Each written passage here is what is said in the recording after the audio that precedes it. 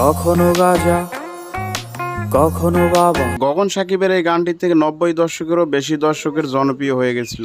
মদ ছাড়া তো চলে না নেশা। গগন সাকিবের এই গানটিতে ভিউ হয়েছিল 5 মিলিয়নেরও বেশি। আর এই গানটি ছাড়া হয়েছিল এস মিউজিক বিডি চ্যানেলে ছাড়া হয়েছিল। আরো অনেক চ্যানেলে ছাড়া আছে, অনেক ভিউ হয়েছিল এই গানটি।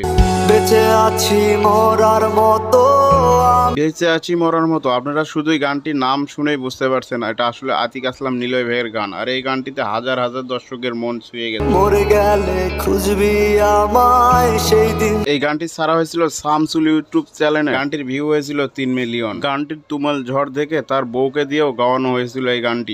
কেউ বোঝে না মনের ব্যথা। আতিক আসলাম নিলয় ভাই বলে গেছেন, কেউ বোঝে না মনের ব্যথা, আমি ভালো নাই। এই গানটি ছাড়া হয়েছিল শামসুল অফিসিয়াল ইউটিউব চ্যানেলে। এই গানটির ভিউ হয়েছিল 3 মিলিয়ন।